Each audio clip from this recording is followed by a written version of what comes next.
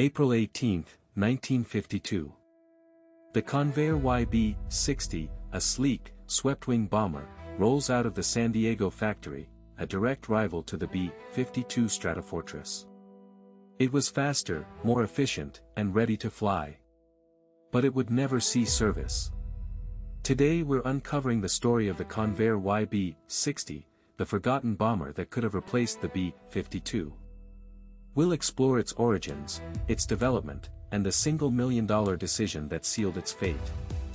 And wait until you hear what happened during its first real test, a flight that revealed both its promise and its limitations. By the late 1940s, the U.S. Air Force needed a new long-range bomber to replace the B-36. Convair and Boeing were both given contracts to build prototypes, the YB-60 and the B-52, respectively.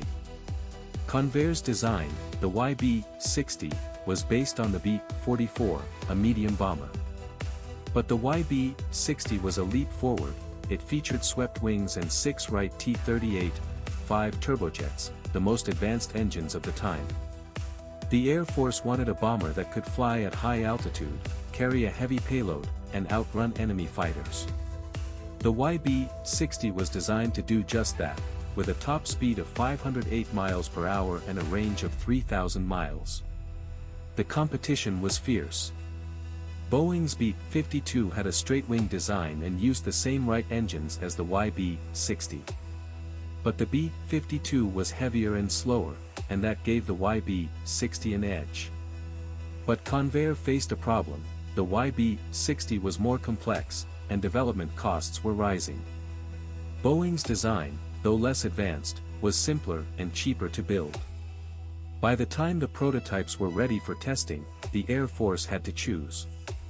And the decision would come down to just $1 million. The YB-60's engines were so advanced that they were later used in the B-52. But the plane itself was never mass-produced. Instead, it was scrapped, and its story was nearly lost to history. The Wright T38-A-5 engines were a breakthrough. They provided more thrust than any other engine in the Air Force's inventory, and they were the reason the YB-60 could fly faster and farther than the B-52. But the engines were also a problem. They were prone to overheating, and the YB-60's complex design made it difficult to maintain. Convair had to make constant modifications, and each one added to the cost. By the time the first prototype was ready for flight testing, the cost had already exceeded Boeing's by approximately $1 million. That was the difference that would decide the Air Force's choice. The first flight of the YB-60 took place on April 18, 1952. It was a success. The plane flew smoothly and reached its expected speed and altitude. But during its second flight, the plane experienced engine failure. The pilot managed to land safely, but the incident raised questions about the YB-60's reliability. After years of development, it was finally time to prove itself, but the YB-60 would never get the chance.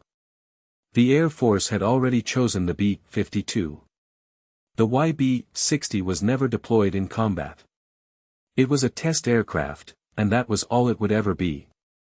But its design and engines would live on in the B-52.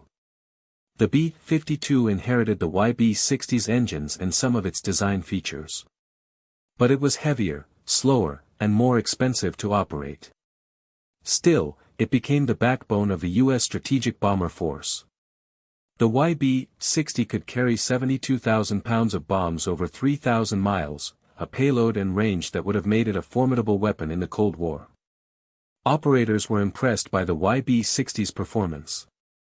It was faster than any fighter of its era and had the range to strike anywhere in the Soviet Union.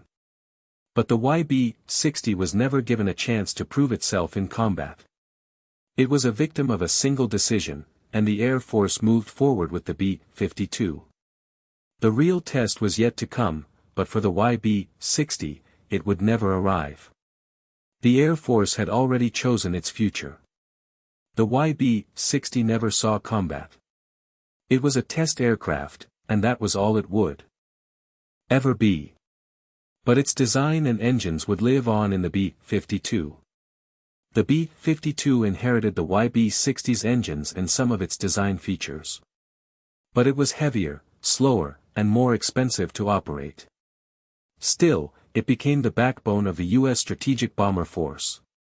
The YB-60 could carry 72,000 pounds of bombs over 3,000 miles, a payload and range that would have made it a formidable weapon in the Cold War. Operators were impressed by the YB-60's performance. It was faster than any fighter of its era and had the range to strike anywhere in the Soviet Union. But the YB-60 was never given a chance to prove itself in combat. It was a victim of a single decision, and the Air Force moved forward with the B-52. The real test was yet to come, but for the YB-60, it would never arrive. The Air Force had already chosen its future. The YB-60's legacy is largely forgotten. It was a technological marvel, but it was also a victim of cost-cutting and political decisions. Its engines powered the B-52, a plane that would serve for over 70 years. But the YB-60 itself was scrapped, and its story was nearly lost to history. Today, only one YB-60 airframe was built and remains, on display at the Castle Air Museum in Atwater, California. It's a reminder of what could have been, and of the power of a single decision to shape the course of history. The Convair YB-60 was a forgotten bomber, but it could have replaced the B-52. And it could have changed the course of the Cold War.